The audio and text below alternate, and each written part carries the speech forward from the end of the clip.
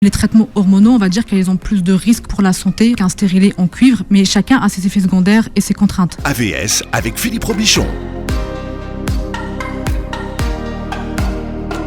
AVS pour À votre santé. Aujourd'hui, À votre santé au féminin. Mon invité, le docteur Rabab Mosbah. Bonjour et bienvenue Rabab. Bonjour Philippe.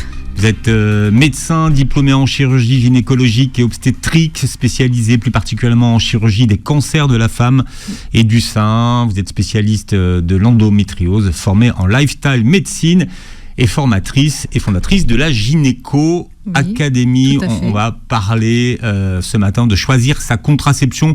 Vous pourrez poser toutes vos questions en direct d'ailleurs, si vous en avez sur la contraception au 01 53 48 3000. Mais vous avez un coup de gueule à pousser. Faut arrêter de confondre gynéco et sexualité. Oui, exactement. Parce qu'en fait, que ce soit en DM sur Instagram, en message privé, pardon. Excusez-moi, moi je suis pas un geek. En message privé ou avec ma secrétaire, des jeunes filles qui veulent prendre rendez-vous mais qui ne peuvent pas venir parce que leur mère ne les laisse pas aller chez le gynécologue, parce que dans leur conscient ou leur inconscient, le gynécologue c'est pour quand on a une sexualité, c'est pour choisir une contraception, et alors que c'est pas du tout le cas. Pour le coup, ces jeunes filles-là, c'était parce qu'elles ont des règles douloureuses. Donc vraiment, c'est vraiment un coup de gueule que je pousse, parce que ça veut dire laisser ces jeunes filles sans examen médical, sans solution, avec des douleurs, et surtout quand on ne prend pas en compte leurs douleurs. C'est ça le pire, je pense, c'est qu'elles ont mal, elles poussent un cri, un SOS, un appel au secours, et leur propre mère ne les écoute pas et ne les laisse pas aller chez le spécialiste qui pourrait les aider. Et il faut rappeler que quand on va chez le gynécologue, qu'on soit adolescente, une femme qui a eu des rapports ou non, l'examen clinique, il n'est pas systématique et il n'est pas fait sans le consentement de la personne qui vient consulter. Ça, c'est ce que vous dites, qu'il n'y a pas forcément de manipulation. C'est ce qui est fait dans les... Il y a eu quand même des histoires de maltraitance gynécologique qui ont prouvé l'inverse. Exactement, mais en théorie... avec des examens très intrusifs pour les patientes. Oui, exactement. Ce que je dis, c'est que c'est aussi pour les auditrices qui nous écoutent, c'est que il faut qu'elles prennent conscience de leurs droits. C'est que si un médecin les examine... Alors, je sais que c'est pas forcément évident quand on est en consultation, des fois on n'ose pas dire non, mais vraiment, c'est important si vous ne voulez pas être examiné, de dire non, de le verbaliser. De le verbaliser et de ne pas vous laisser examiner si vous n'êtes pas OK avec ça. C'est super important. Bon, donc et en théorie, oui, on est obligé de demander le consentement oral à la patiente. Est-ce qu'elle est OK pour qu'on l'examine ou pas? Donc ça vous pousse pas à la sexualité. C'est ça qu'il faut comprendre. Ça n'a rien à voir en fait. On va chez le gynécologue, peut-être parce qu'on a de santé. Peut-être parce qu'on a un problème de sexualité, peut-être parce qu'on a un problème de règles. Parce qu'on a des problèmes de contraception, mais voilà, c'est pas lié directement gynécologue égale j'ai une vie sexuelle. On va parler de choisir sa contraception ce matin, et on va commencer cette émission avec la charge contraceptive qui repose une fois de plus sur les femmes. Oui. Mais il faut quand même dire que on va dire 95% des contraceptions sont à destination des femmes. Exactement. Alors pour les hommes qui nous écoutent, qu'est-ce qu'on appelle la charge contraceptive ? Alors la charge contraceptive, c'est le fait de devoir supporter une charge liée à la contraception, parce qu'aujourd'hui, lorsque une femme ne veut pas tomber enceinte ou lorsqu'un couple ne veut pas avoir d'enfant, qui est-ce qui va s'occuper de la contraception ? C'est la femme. C'est elle qui va acheter sa pilule, c'est elle qui va aller voir le gynécologue pour choisir une contraception, que ce soit pilule, stérilet ou autre. C'est elle qui va investir aussi financièrement là-dessus, et c'est elle qui va avoir les effets potentiellement secondaires, les risques et les complications liées à ces traitements, parce que ça reste des médicaments. Et je veux juste déculpabiliser les femmes par rapport à ça, que vous vouliez une pilule ou pas, que vous vouliez un traitement hormonal ou pas, peu importe votre choix, en fait, je veux vraiment qu'elles déculpabilisent, parce que ça reste leur choix et qu'aujourd'hui, on n'a pas beaucoup de choix, en fait. Donc c'est pour Contrairement à ce qu'on pense, alors que maintenant, il y a plein de méthodes naturelles qui arrivent sur le marché. Alors oui, il y a des méthodes naturelles, mais toutes les femmes ne sont pas faites pour des méthodes naturelles, et donc elles veulent prendre une pilule pour s'assurer et pour être en sécurité. Et contrairement à ce qu'on va leur dire, oui, ne prends pas de pilule, c'est pas bon pour ta santé, etc. C'est pour ça que je déculpabilise, parce qu'on entend de tout, des deux côtés. Si on veut pas de pilule, c'est pas bien, tu vas risquer d'être enceinte, la méthode naturelle ne marche pas. On prend une pilule ou un traitement hormonal, mais il y a des risques, tu prends des risques pour ta santé, t'es pas consciente, machin, et le traitement naturel, c'est mieux. En fait, il n'y a pas de mieux. On me demande souvent en consultation, mais c'est quoi le mieux ? Mais en fait, le mieux, c'est ce qui vraiment vous convient et avec lequel vous êtes à l'aise. Et vraiment, il faut qu'on se déculpabilise en tant que femme, parce que déjà, on a cette charge contraceptive. Et vraiment, je le dis vraiment, on n'a pas le choix. J'ai des femmes au cabinet, il y a des traitements qu'elles ne supportent pas, et on est dans la difficulté pour leur trouver un moyen de contraception qui leur convient. faut quand même le comprendre. La contraception, c'est une contrainte. Prendre une pilule tous les jours, c'est une contrainte. Oui.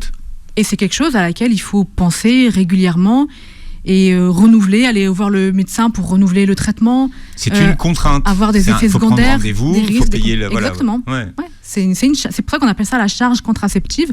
Et aujourd'hui, on ne propose pas, et même, je vais aller plus loin pour tout ce qui est demande de stérilisation définitive, c'est souvent la femme qui va se faire ligaturer les trompes, alors qu'il y a la technique de la vasectomie pour les hommes, mais très peu vont le faire.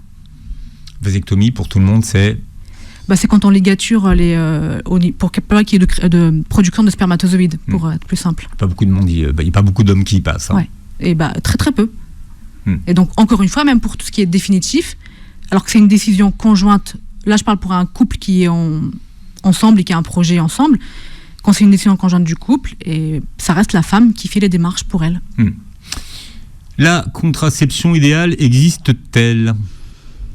Alors, si on entend par idéal une contraception qui nous convient, avec laquelle il n'y a pas de risque et d'effets secondaires, et qui n'est pas nocif du tout, je dirais non. Parce qu'il y a toujours des... Alors, on peut ne pas avoir d'effets secondaires, on peut ne pas avoir de risque. Enfin, on peut dire qu'elle existe pour les traitements non hormonaux. Après, on y reviendra. Je ne veux pas affoler les femmes qui nous écoutent et qui prennent des traitements hormonaux, mais les traitements hormonaux, on va dire qu'elles ont plus de risques pour la santé. On en avait parlé sur le cancer. Ils ont plus de risques pour la santé qu'un stérilet en cuivre, mais chacun a ses effets secondaires et ses contraintes. Mais si on se sent bien avec un moyen de contraception, on peut dire que c'est la contraception idéale à l'instant T avec laquelle on est, et puis c'est ce qui compte. Et qui est en accord avec son mode de vie. Exactement. Et sa santé. Oui. Parce que c'est important. Oui, tout à fait. Oui, exactement. L'état de santé, c'est quand même, la base.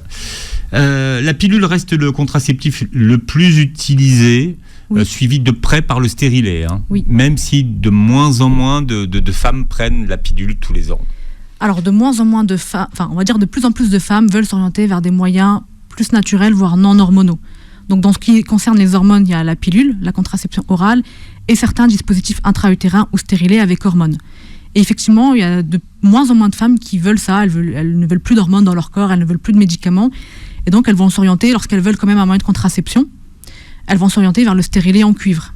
Mais qui, je le répète quand même, a ses effets secondaires et ses contraintes. C'est pas zéro risque, zéro effet secondaire par rapport à la pilule. On va commencer par le stérilet, qui est peut-être le moyen le plus ancien, d'ailleurs, de contraception, le stérilet. Je vous posais la question tout à l'heure, mais pourquoi ils ont appelé ça le stérilet ? Parce que quand on entend stérilet, on entend stérilité. Ouais, et c'est vrai qu'il y a eu longtemps une rumeur qui disait que le stérilet rendait stérile. Alors je ne sais pas, j'ai pas de réponse là tout de suite, mais le stérilet ne rend pas stérile. Peut-être qu'on l'a appelé comme ça. C'est vrai que le stérilet, c'est une contraception d'urgence aussi.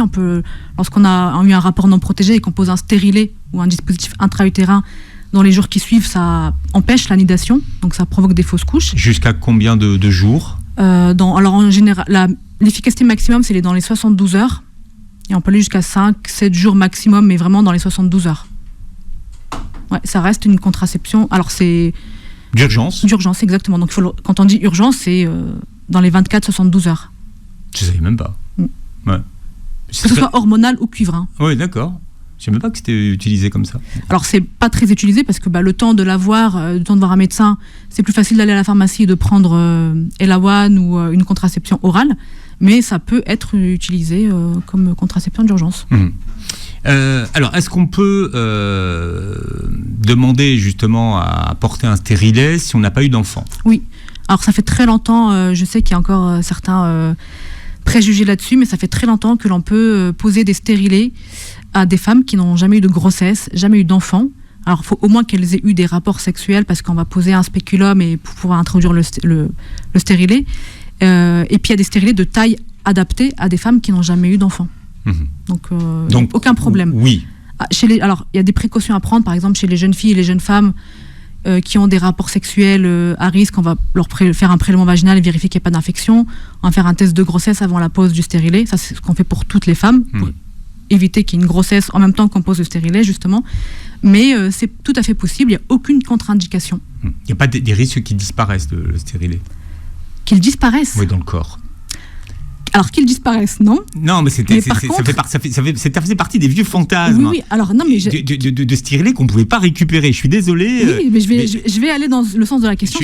Ma question est bête. Non, pas du tout. Mais j'ai vu beaucoup d'histoires moi là-dessus. Alors le stérilet ne disparaît pas parce que le stérilet, voilà, c'est du métal ou du plastique, donc ça ne disparaît pas. Mais par contre, ce qui peut arriver et qui est l'un des risques liés à la pose du stérilet, c'est que quand on va introduire le stérilet, la façon dont on l'introduit, en fait, on va le mettre au fond de l'utérus.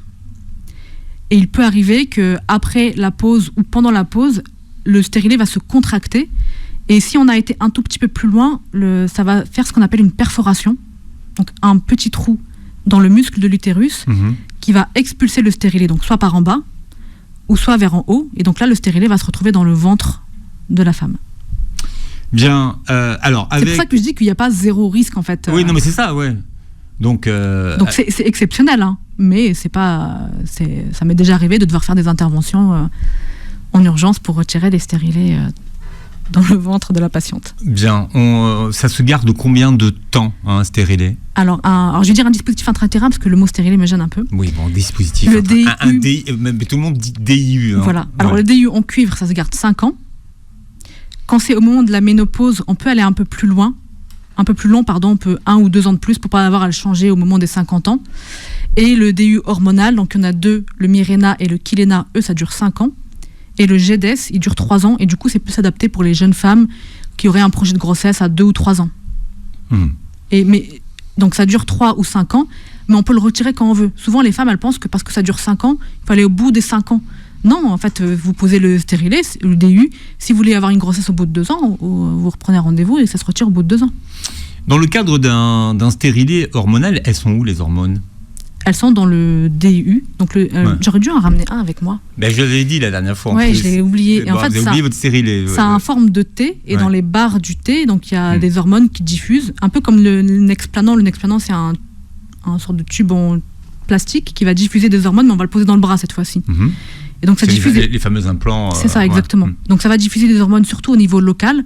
Il y a un passage dans le sang un petit peu quand même, mais beaucoup moins que lorsqu'on prend une contraception orale. Et il y en a assez pour 5 ans ? Oui.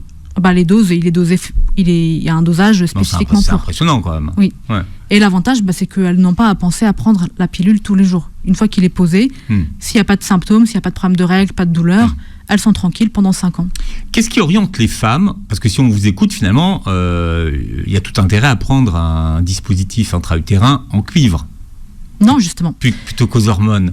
Alors, le dispositif intra-utérin... Qu'est-ce qui fait qu'on choisit l'un plutôt que l'autre ? Alors, l'avantage du dispositif intra-utérin, donc en cuivre, c'est qu'il n'y a pas d'hormones. Donc, les femmes, elles continuent à avoir leurs règles normalement tous les mois, et puis elles n'ont pas de perturbations liées aux hormones. Mais par contre, le cuivre, il va provoquer de l'inflammation, qui va provoquer des règles douloureuses, des règles abondantes, ou des règles qui durent plus longtemps. Donc, chez une femme qui a déjà des douleurs de règles, avec des règles qui durent déjà 7 jours ou 8 jours, je ne vais pas lui conseiller le DIU en cuivre, parce que ça risque d'accentuer ces douleurs. Et même chez des femmes qui n'ont jamais eu de douleur, ça peut déclencher des douleurs.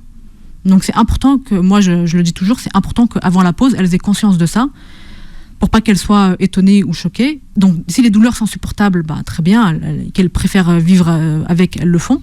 Mais parfois les douleurs, elles sont trop fortes pour pouvoir le tolérer, donc on est obligé de changer de contraception. Et d'autres avantages peut-être pour un stérilet en cuivre ? Le seul avantage du cuivre, c'est vraiment le seul avantage, c'est qu'il n'y a pas d'hormones et que du coup, pour une femme qui n'a aucun problème de santé hormonale ou de règles, elle vit très bien avec parce qu'il n'y a pas d'hormones, il fait son rôle de contraceptif. Les DIU hormonaux et en cuivre, c'est les moyens de contraception les plus fiables. Celui hormonal un peu plus que le cuivre parce qu'il y a des hormones en plus, mais du coup, c'est quand même un bon moyen de contraception, le stérilet en cuivre. Est-ce qu'il y a des contre-indications alors donc pour l'un et l'autre ? En cuivre ou hormonal ? Ouais. Non, il n'y a pas spécialement de contre-indication. Du coup, c'est l'un des avantages, c'est qu'on peut le prescrire à une large... c'est assez large comme prescription. Et même le DIU hormonal, il y a certaines contre-indications qui peuvent être liées aux hormones, comme par exemple le fait d'avoir des phlébites, des caillots dans le sang ou des problèmes cardiaques. Mais si on est à distance de ces accidents-là, les hormones qui sont dedans ne sont pas contre-indiquées à distance. Donc ça reste une possibilité. C'est pour ça que c'est des bons moyens de contraception parce qu'ils ont moins de risques au niveau hormonal que par rapport à la pilule. Quand vous dites à distance, c'est à quelques années, c'est à... Ouais, 6 mois, 1 an. Une fois que l'épisode il est bien passé et qu'on est sûr que ça n'a pas récidivé. En termes de coût, c'est plus intéressant que la pilule. Oui, parce que alors j'ai pas le prix en tête du stérilet. Je crois que c'est une centaine d'euros avec une partie qui est remboursée. Mais une fois qu'il est posé, du coup, c'est valable pendant 5 ans. Donc oui, clairement, c'est rentabilisé.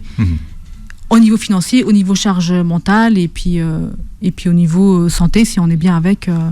Et souvent, le DIU hormonal, il n'y a pas de règles. Donc il y a des femmes qui ne veulent pas avoir de règles et du coup, pour elles, c'est le bonheur. Comment choisir sa contraception? On en parle aujourd'hui avec le docteur Rabab Mosba. À noter que toutes les méthodes de contraception dont nous parlons aujourd'hui ne protègent pas, alors à part 2, des IST, des maladies, des infections sexuellement transmissibles. Oui. Alors je pense que vous parlez au préservatif, vous pensez au préservatif quand vous pensez à celle qui protège des MST. Oui, alors je passais aux 2, je disais le préservatif masculin et le préservatif féminin. Oui, parce qu'effectivement, les moyens de contraception, ça ne protège pas du tout contre les maladies sexuellement transmissibles. Ce sont vraiment 2 choses différentes. Donc ça, effectivement, il faut faire attention. On peut prendre une contraception pour ne pas tomber enceinte et aussi utiliser un préservatif pour se protéger des MST en parallèle. Oui, mais le seul moyen de protection contre les MST, c'est le préservatif. Tout à fait. Le préservatif féminin, on ne peut pas dire que ce soit une grande réussite. Écoutez, moi, j'en parle jamais, je le prescris jamais. Effectivement, je ne pense pas que ce soit... Alors, je ne peux pas dire au niveau de l'efficacité, mais en termes de en efficacité contraceptive, je ne pense pas que ce soit très efficace. En tout cas, il n'y a pas eu d'études. J'ai pas vu, moi, d'études là-dessus. On ne vous pose jamais de questions dessus. On parlait du stérilet tout à l'heure. Quelle surveillance après la pose d'un stérilet? Comment on sait d'abord qu'il est bien posé? Parce que c'est une question qu'on peut raisonnablement se poser. Alors, en théorie, quand on suit ce qu'on nous dit dans les recommandations, une fois qu'on pose le DIU en consultation, s'il n'y a pas eu de douleur ou de symptômes particuliers, on n'est pas forcément obligé de faire des échographies ou de contrôler. Maintenant, moi, dans ma pratique, je le fais parce que, de mon expérience, j'ai vu des stérilets bouger sans forcément de symptômes. Donc, en général, on fait une échographie à 1 ou 3 mois après la pause, parce que c'est la période où il risque le plus de bouger à cause des contractions après la pause. Et une fois qu'on a vérifié qu'il était bien posé, il n'y a pas besoin de refaire des échographies tous les ans. Par contre, au niveau des symptômes, si vous voyez des changements de symptômes, des douleurs qui apparaissent, des saignements entre les règles ou des règles douloureuses inhabituelles, à ce moment-là, il faut consulter. Ou des pertes anormales, par exemple, je ne sais pas, des pertes de sang ou des pertes liées à une infection. À ce moment-là, il vaut faire une échographie, vérifier s'il n'y a pas d'infection liée au stérilet, est-ce qu'il n'a pas bougé, et faire un contrôle écho et une prise de sang. En général, pour être sûr si on tolère bien un DU, c'est qu'on ne sent rien de particulier. Si on ne sent rien de particulier, c'est qu'a priori, on le tolère bien. Bien. On va parler de la pilule maintenant. Combien de types de pilules existent-ils? Je ne peux pas vous dire le nombre de pilules qui existent. En fait, nous, on les classe en termes de génération, notamment les pilules, ce qu'on appelle les œstroprogestatives, parce qu'elles contiennent 2 hormones, les œstrogènes et les progestatifs. Et donc, les générations se sont liées aux générations des progestatifs. Donc, il y a les premières, deuxième, troisième, et là, récemment, les 4e générations. Mais en fait, quand on dit 4e génération, c'est juste l'ordre d'arrivée dans le marché. C'est pas mieux ou moins bien, en fait. C'est juste une classification. Il y en a qui sont plus récentes que d'autres. Il y en a qui sont plus récentes que d'autres. Et aujourd'hui, les premières générations, on ne les prescrit plus parce qu'il y a trop de risques liés notamment au niveau cardiaque et au niveau au niveau phlébite, des accidents, de faire des caillots dans le sang, pour simplifier. Et donc, on va prescrire des 2e, 3e et les 4e, ça va dépendre du cas par cas. Mais en première intention, ça va être les 2e génération, pour donner des noms type Lilou, Minidril, Adépal, Optilova. Enfin, voilà, c'est des noms qu'on entend régulièrement. Alors, on a beaucoup parlé des risques des pilules, notamment pour les femmes qui avaient des cancers du sein. Oui. Alors, le principal, le plus gros risque de la pilule, c'est pas trop le cancer du sein, c'est plus les risques cardiovasculaires. Et c'est pour ça qu'avant de prescrire une pilule, n'importe quel professionnel de santé va faire un interrogatoire, un examen clinique pour vraiment s'assurer qu'il n'y a aucune contre-indication médicale. Et d'ailleurs, les scandales qu'il y a eu avec la pilule, c'est 2 jeunes femmes qui avaient fait une embolie pulmonaire et l'autre un AVC. Et qui n'avaient pas forcément de facteur de risque à l'avance, mais en tout cas, c'est le plus gros risque. Et ce dont on va s'assurer, c'est que vous n'avez jamais eu de phlébite, donc des caillots dans le sang, d'embolie pulmonaire, d'AVC, d'accident vasculaire cérébral, que dans votre famille, il n'y a personne qui en a fait, mais chez des sujets jeunes, en dessous de 40 ou 50 ans, et qu'il n'y a pas de facteur de risque cardiovasculaire, type obésité, diabète, hypertension, tabac, et l'âge en fait. Plus on avance en âge, au-delà de 35 ans, et plus on va être très vigilant si on veut prescrire un moyen de contraception, notamment ce qu'on appelle les œstroprogestatifs, parce que ce sont les œstrogènes qui vont être responsables de ce risque cardiovasculaire. Donc une femme de 40 ans qui fume, contre-indication absolue, et j'oublie les migraines, contre-indication absolue aux œstroprogestatifs. Pareil, si on a plus de 35 ans et qu'on fait des migraines, c'est une contre-indication. Donc on a toute une liste de contre-indications, et plus les facteurs de risque s'accumulent, et plus là on va être très prudent pour ne pas prescrire ce type de pilule. Après il y a les microprogestatifs, il n'y en a qu'une, c'est Optimizette ou Cerazette, et donc dans ce cas-là, il y a beaucoup moins de contre-indications pour ce type de pilule, à part si on est en train de faire un AVC ou une phlébite, là on ne va pas lui prescrire un traitement hormonal tout de suite. Et puis il y a toutes les femmes qu'on met sous pilule alors qu'elles n'ont pas besoin de moyens de contraception. Oui, alors ça c'est un vrai sujet, parce que je vois encore des jeunes femmes de 20 ans qu'on a mis sous contraception à l'adolescence pour des problèmes de règles, voire des absences de règles, mais sans bilan, sans qu'on sache pourquoi elles avaient des problèmes de cycle. Et du coup, elles se sont retrouvées sous pilule comme ça, à prendre une pilule pendant des années. Et ces jeunes femmes-là, lorsqu'elles vont arrêter la contraception, elles vont avoir des symptômes qui reviennent, voire des difficultés à procréer pour leur fertilité. Et je pense que c'est pour ça qu'on remet souvent en cause, on met ça sous le dos de la pilule, genre c'est parce que j'ai pris la pilule pendant des années, maintenant j'arrive pas à tomber enceinte. Mais il faut vraiment voir pourquoi on a prescrit la pilule à la base. Est-ce que c'était comme une contraception, ou est-ce qu'il y avait déjà un problème à la base qui fait que c'était un problème caché qu'on n'a pas traité pendant des années. Mais ça c'est un vrai sujet, et c'est un vrai sujet que nous, professionnels de santé, on doit prendre en charge, parce que c'est plus normal qu'une adolescente ou même une femme plus âgée, on la mette sous pilule sans besoin, sans désir de contraception, et surtout qu'on la culpabilise comme si c'était la seule solution pour régler son problème. Genre, si vous voulez pas de pilule, on n'a pas d'autre chose à vous proposer. Et non, ça devrait plus exister aujourd'hui. Alors, il y a les femmes qui souffrent du hirsutisme aussi. Oui, ça fait partie d'un syndrome que l'on appelle une hyperandrogynie, c'est-à-dire un excès d'hormones masculines. Et effectivement, donc ça se caractérise par une poussée de poils très importante. Oui, alors à des zones où il n'y a pas de poils, comme le visage, la poitrine, les seins, le ventre, le dos. Et effectivement, certains traitements hormonaux ou contraception vont diminuer ces hormones-là, ces hormones masculines. Donc c'est un traitement symptomatique, mais ça ne règle pas le problème. En fait, on peut le prescrire, c'est la femme, c'est la patiente nous dit par exemple, trouvez-moi une solution, moi je ne peux plus vivre avec ça, et qu'effectivement ça reste la seule solution. Mais en amont, il faut faire un bilan, il faut savoir quelle est la cause. Et comme ça, la patiente, elle le prend en conscience. Ce qu'il faut vraiment, moi, ce à quoi j'appelle, c'est que les femmes, elles soient actrices et qu'elles prennent un traitement en conscience. Aujourd'hui, quand on questionne les femmes, elles ne savent pas pourquoi on leur a prescrit tel traitement, telle pilule. Elles ne savent pas comment fonctionnent leurs règles. Même la pilule, elles ne savent pas comment ça fonctionne. Ça fonctionne comment, la pilule, alors ? La pilule, le but de la pilule, c'est que ça va bloquer l'ovulation. Donc, il y a les deux hormones, œstrogènes et progestatifs, et ça va bloquer le fonctionnement naturel du cycle hormonal, donc il n'y a plus d'ovulation. C'est pour ça qu'il n'y a plus de cycle naturel. Et beaucoup de femmes vont dire, mes règles avec la pilule, elles changent. Mais en fait, c'est pas des règles. C'est plus des règles naturelles, c'est des saignements que l'on a sous pilule. Donc, on prend la pilule, donc le premier jour, à quel moment du cycle ? Alors, idéalement, on conseille de la prendre le premier jour des règles, pour ne pas dérégler le cycle et pour que ce soit efficace le plus rapidement possible. Dans la pratique, c'est pas du tout ce qu'on fait. Dans la pratique, une patiente, elle vient nous voir, elle veut une contraception. Si ses règles, elles sont dans 3 semaines et qu'elle a besoin d'une contraception maintenant, elle va la prendre maintenant, tout de suite. Donc, il n'y a pas de règle de quand le prendre. Par contre, il y a très peu de pilules qui se prennent à heure fixe comme avant. Maintenant, il y a un délai très large de 12 heures, ce qui rend quand même les choses beaucoup plus simples pour les femmes.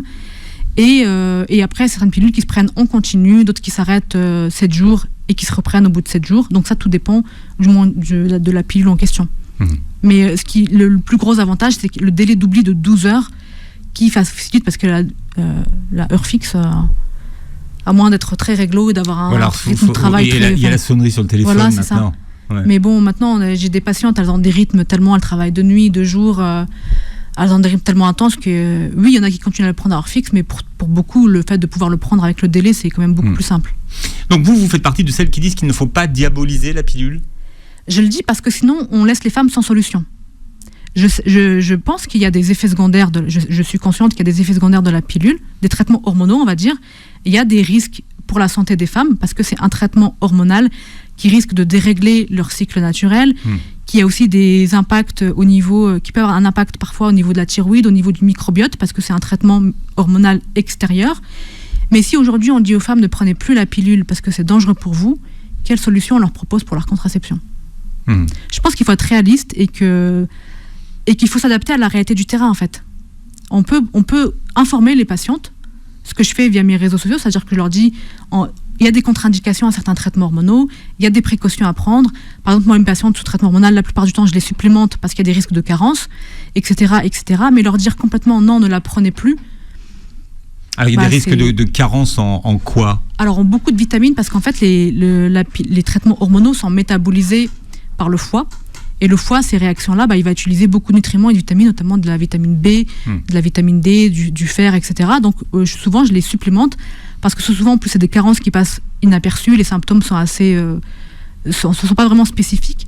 Et donc, déjà, de base, j'aime bien supplémenter parce que je trouve qu'on est souvent carencé dans la population générale, mais encore plus les femmes qui sont sous traitement hormonal. Et je vérifie leur thyroïde assez facilement lorsqu'elles me parlent de troubles de l'humeur, de fatigue. Il y a des effets secondaires, comme par exemple la baisse de libido. Ça, il y a des femmes, dès qu'elles prennent un traitement hormonal, elles vont avoir une baisse de libido. C'est très embêtant et du coup, parfois, on n'a pas d'autre solution à leur proposer, à part le stérilet en cuivre, mais parfois, elles ne le tolèrent pas. C'est pour ça que tout à l'heure, je parlais vraiment de charge et c'est vraiment... Les femmes, des fois, elles sont vraiment dans la difficulté, elles ne savent plus quoi faire. Mais diaboliser la pilule, informer, oui, mais la diaboliser et dire non complètement, à moins de trouver une autre solution pour les femmes, ce qui pourrait être une contraception masculine, pourquoi pas. Voilà, il y a le slip chauffant. Voilà. Le slip chauffant qui fait remonter les bourses et qui fait qu'il n'y a plus de production de spermatozoïdes. Je crois que dans certains pays en Europe, c'est prescrit, par exemple en Belgique, en France, non. Alors, je ne sais pas si c'est très efficace, en fait. Hein.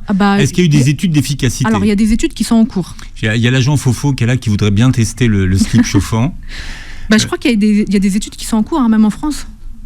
Je ne sais plus quel hôpital, il y a un médecin qui fait une étude là-dessus. Ça reste un peu marginal. Bon, ça existe. Ça reste marginal, mais c'est dommage que ça reste marginal parce qu'au final, on se retrouve avec des femmes qui ont leurs problèmes de santé de base, leurs problèmes hormonaux de base, et qui vivent parfois avec un conjoint qui ne veut pas utiliser de préservatif, qui ne veut pas de stérilet parce qu'il sent les fils du stérilet, qui, du coup, lorsqu'elle prend une pilule, elle a une baisse de libido, donc du coup, ça l'embête elle, mais ça embête son conjoint. Enfin bref, elle se retrouve avec une situation dans laquelle elles n'ont pas forcément de solution proposée.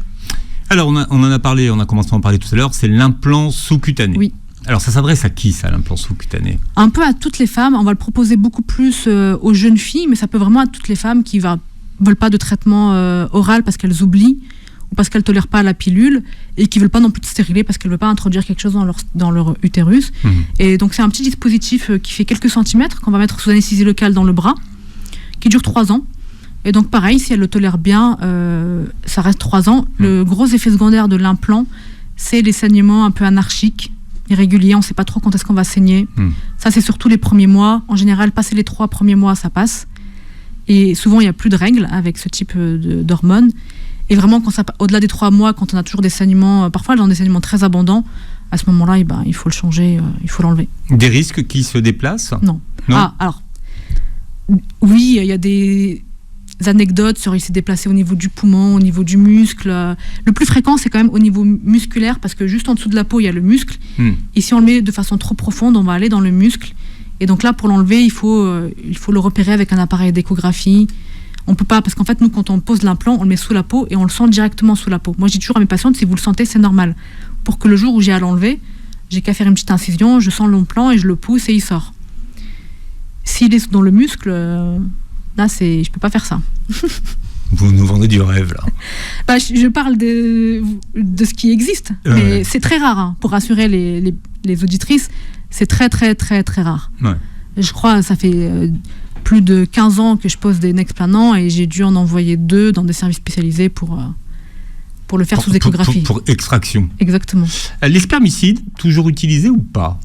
Non, pas trop. Après, tout à l'heure, on parlait d'efficacité des moyens de contraception. Donc, les dispositifs intra-utérins en tête, puis le Nexplanon, puis les contraceptions orales, et ensuite le préservatif. C'est-à-dire que l'implant dans le bras est plus efficace que la pilule ? Ah oui. En fait, tout ce qui est... parce que la pilule, déjà, il y a les oublis. La pilule, elle est métabolisée par le corps. Donc, dès que, si par exemple, elle prend un autre traitement qui va se concurrencer au niveau du métabolisme, elle va être moins efficace, comme par exemple certains antiépileptiques. Et aussi, par exemple, si elle vomit, si elle a une gastro et qu'elle vomit, qu'elle a oublié qu'elle avait vomi sa pilule et qu'elle ne la reprend pas, c'est considéré comme un oubli.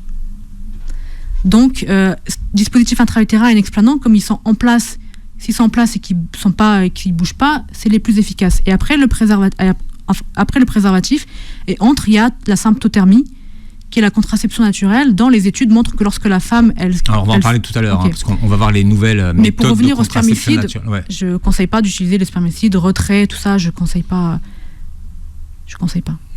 D'accord. Et dans les traitements hormonaux, donc il y a la pilule, et il y a aussi l'anneau et le patch.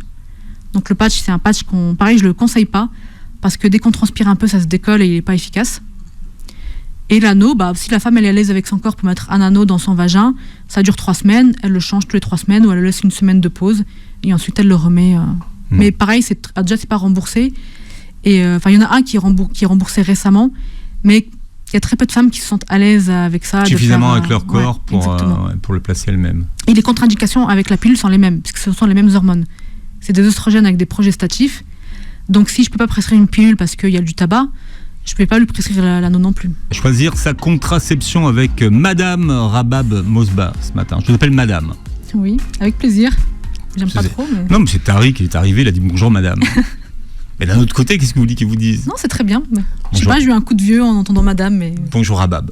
Voilà. Non, mais il est comme ça, Tariq. C'est parce qu'il est très révérencieux. Voilà. Il pensait pas à mal. J'en doute bien. De nombreuses femmes aujourd'hui rejettent la contraception hormonale et vont s'orienter vers des méthodes naturelles. Alors, il y a un peu de tout dans les méthodes naturelles, et puis il y a des méthodes qui apparaissent comme nouvelles, mais qui ne sont pas du tout nouvelles. Ouais, alors, en tête, la symptothermie. Oui, alors là, c'est celle qui est la plus efficace et la seule pour moi à prendre quand on veut pas du tout de contraception classique et qu'on veut rester naturel. La symptothermie, en fait, c'est le fait de suivre son cycle pour savoir quelle est la période la plus fertile dans son cycle, donc la période d'ovulation, en suivant certains critères, la température, la glaire cervicale, voire le col, mais c'est surtout glaire cervicale et température. Alors, je connais la glaire cervicale. Comment ça ? C'est quoi la glaire cervicale ? La glaire, en fait, c'est les pertes au niveau vaginal que l'on a au fur et à mesure du cycle. C'est ce qu'on appelle la glaire cervicale. Elle est sécrétée au niveau de l'intérieur de la cavité. Et au fur et à mesure du cycle, en fonction des variations des hormones, la glaire, elle va changer, elle va évoluer. Et au moment de l'ovulation, elle a un aspect qui est différent, qui va être des pertes beaucoup plus épaisses, plus blanches, plus filantes, un peu comme du jaune d'œuf, mais vraiment plus importante. Et en dehors de ces phases-là, normalement, les glaires cervicales, elles doivent être beaucoup moins importantes. Et ça corrélé à la prise de température. Donc il faut prendre sa température tous les matins, avant même de se lever du lit, avec un thermomètre où c'est assez précis, avec 2 chiffres après la virgule, et le prendre tout le temps de la même façon. Donc soit sous l'aisselle, ou soit même en intravaginal qui est plus précis, et on le prend tous les matins de la même façon. Et la zone de fertilité, c'est là où la glaire, elle a l'aspect que je vous ai dit, plus la température qui augmente avec le pic de température. D'accord. Alors déjà, il faut connaître à peu près l'aspect des glaires. Il faut quand même avoir une formation, puisque vous dites que finalement, les glaires indiquent la phase du cycle, en gros. Tout à fait. Ouais. Vous pouvez demander aux femmes qui sont en projet de grossesse, par exemple, et qui se renseignent un peu. Elles regardent leur glaire tous les matins pour voir si c'est l'ovulation ou pas. Et en fait, donc ça, la symptothermie, c'est pour ça que je dis que c'est pas pour tout le monde, parce que vous voyez, ça demande de prendre sa température tous les matins, ça demande d'évaluer sa glaire tous les matins quand on va aux toilettes, par exemple, et ça demande du temps. On peut pas, du premier mois, savoir c'est quand vraiment sa période d'ovulation. Ça prend 3 à 6 mois. Donc quand on veut passer à un moyen de contraception naturelle comme la symptothermie, soit on a un dispositif intra-utérin en cuivre, on le garde, puisque ça joue pas sur les hormones, et donc comme ça permet d'évaluer et on est sûr d'avoir un moyen de contraception fiable pendant ce temps-là, ou soit on utilise le préservatif avec son conjoint, et ce qui est bien avec cette méthode-là, c'est que du coup, ça investit un peu plus le conjoint, parce que durant la période fertile, s'il n'y a pas de préservatif, il faut pas utiliser, en fait, en général, on déconseille les rapports sexuels durant cette période fertile, parce que le risque d'ovulation... C'est-à-dire qu'en fait, il faut s'abstenir pendant la période de fertilité, c'est ça ? Oui, c'est ça. Mais je croyais qu'on pouvait être fertile pendant à tout le moment du cycle. Alors, on peut tomber enceinte à tout moment, c'est vrai, mais il y a quand même une période où on est plus fertile, il y a plus de chances de tomber enceinte. Au moment de l'ovulation, si on a un rapport à ce moment-là, les chances de fécondation, elles sont beaucoup plus importantes. En théorie, juste avant les règles, parce que la durée de l'ovocyte qui est expulsé, c'est de même pas 48 heures, donc normalement il n'y a plus. Mais bon, on a un corps humain, on n'est pas une machine, et donc des fois il y a des aléas qui font que oui, on peut tomber enceinte n'importe quand, et c'est pour ça qu'on prend une contraception, hein. Mais il y a quand même une période, ce qu'on appelle la période fertile. Alors maintenant, sur les réseaux sociaux, la symptothermie, c'est la star. Ouais, on est dans une ère où les femmes, comme on le dit depuis le début, elles ne veulent pas de traitement hormonal, elles veulent des choses naturelles. Et ça, on peut que les comprendre, hein, vu les effets secondaires que peut donner parfois les traitements hormonaux. Encore faut-il que l'on puisse, et puis surtout bien le faire. Connaître bien son corps, c'est du travail. Quand depuis la puberté, par exemple, on nous a mis sous pilule pour des X raisons, c'est... Oui, il faut se réapproprier le fonctionnement de son corps. Exactement. Et surtout, il faut que ce soit fait, en général, sans problème de santé. Il ne faut pas qu'il y ait de problèmes hormonaux qui dérèglent le cycle. Sinon, ça va être... Je ne dis pas que c'est impossible, mais ça va être plus compliqué. Alors, je regardais les pages de certaines de ces coachs qui disaient que les rapports sexuels devaient être évités jusqu'à 4 jours après l'apparition de la glaire filante. Tout ça pour des précautions. En fait, là, tout dépend... Ça, je peux pas le contredire ni dire que c'est vrai, mais chaque femme va connaître sa période fertile en fonction de sa glaire et de la température aussi. Donc tout dépend, c'est vraiment du cas par cas. Mais là où je mets un bémol, c'est que les femmes, elles doivent vraiment être accompagnées pour ça. Je suis contre comme pour toute la santé des femmes, il y a tout un marketing qui se développe, des offres d'accompagnement, endométriose, symptothermie. Et en même temps, les femmes, est-ce qu'elles ont le choix parce qu'il y a très peu de contenus médicaux là-dessus. Donc, et c'est vrai que je me mets dedans parce que j'en parle aussi très peu. Mais je pense que l'on devrait aussi en parler beaucoup plus pour les femmes qui souhaitent ça, pour éviter justement... Parce qu'en fait, j'ai l'impression qu'on profite de la santé des femmes pour mettre en place plein de choses... qui sortent du médical et toutes les femmes n'ont pas les moyens de se payer un accompagnement en symptothermie ou en autre chose ou ce que vous voulez. Ou des formations, voilà, bon. Un coaching en symptothermie. Oui. Alors il y a d'autres méthodes, la bonne vieille méthode Ogino, le calendrier, vous savez pas. Vous me posez une colle. C'est pas le calendrier Ogino, non. C'est pareil, il fallait compter les jours. Bon, voilà. Alors oui, mais du coup c'est la symptothermie, mais en fait il faut vraiment le faire sur des critères fiables parce que juste compter les jours et dire là j'ai eu mes règles, donc ça veut dire que 14 jours avant c'est l'ovulation et dans 14 jours c'est l'ovulation, non, ça marche pas comme ça. Alors il y a la méthode MAMA. Ça c'est pour l'allaitement. Ah ouais, vous voyez, vous connaissez. Oui, je connais. La méthode MAMA. Un petit peu. L'allaitement. Alors, il y a cette rumeur qui dit que l'allaitement a un effet contraceptif grâce à la sécrétion de la prolactine. Oui. Vrai ou pas vrai ? C'est vrai. Alors, je ne connais pas dans les détails la méthode MAMA, donc je ne pourrais pas la présenter aux auditrices et aux auditeurs, mais c'est vrai que l'allaitement a un effet, la prolactine a un effet contraceptif, et d'ailleurs c'est pour ça qu'elle bloque les règles, parce qu'il y a plus ça bloque le fonctionnement naturel. Pour autant, alors je crois que la méthode MAMA, ça se base sur certaines durées d'allaitement. C'est 6 mois. Voilà. Mais pour autant, l'allaitement, c'est pas parce qu'on allaite et qu'on n'a pas de règles qu'on ne peut pas tomber enceinte. Encore une fois, il y a des femmes qui tombent enceintes 2 mois après leur accouchement, elles pensaient qu'elles ne pouvaient pas tomber enceintes parce qu'elles n'ont pas de règles et qu'elles allaitaient, et elles sont enceintes. Donc, en fait, voilà, l'allaitement, voilà, ça protège. Cette idée qui dit que l'allaitement protège finalement. C'est pas du 100%. Aucun moyen de contraception, même médical, n'est fiable à 100%, mais ces méthodes-là, c'est encore moins fiable parce qu'on n'est pas une machine, on est un corps humain. Donc oui, ça bloque l'ovulation, ça bloque le cycle, mais on peut quand même avoir une ovulation de temps en temps, et il suffit d'une ovulation et d'un rapport pour avoir une fécondation. On n'est pas des robots, en fait. C'est vraiment l'être humain, il n'y a pas de 100%, il n'y a pas de 0%. Oui, c'est ça. Mais il n'y a pas de fiabilité à 100%. Non. Alors, il y avait cette bonne vieille méthode du retrait. Alors, je ne conseille pas du tout. Pour moi, ça n'a pas du tout son efficacité, ça n'a pas du tout sa place. Quand on parle de contraception, alors on peut le faire si ça nous rassure, mais pour moi, ça n'évite pas une grossesse. Je ne suis pas du tout pour... autant le préservatif, oui, ça protège, mais le retrait, non. Vous voyez d'autres méthodes naturelles à conseiller ? Non, mais vraiment celle que je conseille moi le plus, c'est la symptothermie. Les autres, pour moi, restent... Quoi, du bricolage ? Ouais, un peu comme du bricolage et pas fiable. Alors, si on veut absolument pas tomber enceinte, c'est compliqué. Donc en termes de naturel, et celle qui a fait ses preuves en termes d'efficacité, ça reste vraiment la symptothermie, parce que c'est basé sur des critères physiologiques au niveau du corps humain. Le retrait, oui, il y a le retrait, mais il y a du sperme. Qui a été pratiqué pendant des années. Hein. Oui, mais est-ce qu'il y a des grossesses Après, je dis pas que... En fait, chacun fait comme il le sent. Moi, j'ai des femmes dans le cabinet, elles me disent le retrait, elles veulent pas changer. Elles sentent très bien avec, mais moi, ce que je dis, c'est que d'un point de vue statistique et médical, en termes d'efficacité, c'est pas top. Bon, le retrait, non. Non. Faut avoir une maîtrise de soi en plus. Hein. Mais il y a des femmes, elles tombent enceintes sans pénétration. Hein. Alors attendez. Alors ça, c'est la légende de je suis allé au hammam et je suis tombée enceinte. Non, on peut tomber. Quand on a des rapports sexuels non pénétrants, il y a du sperme. Les spermatozoïdes peuvent remonter au niveau du vagin et du col et il peut tomber enceinte. C'est beaucoup plus rare et moins de chances, mais c'est possible. Après, il faut l'expliquer. Hein. Ah oui, c'est pour ça que avoir des rapports avec sans pénétration ne protège pas de tomber enceinte, ne protège pas des MST. Donc, faire attention. Non, mais ça, s'il y a un message à faire passer, c'est celui-là. Ouais. Hein.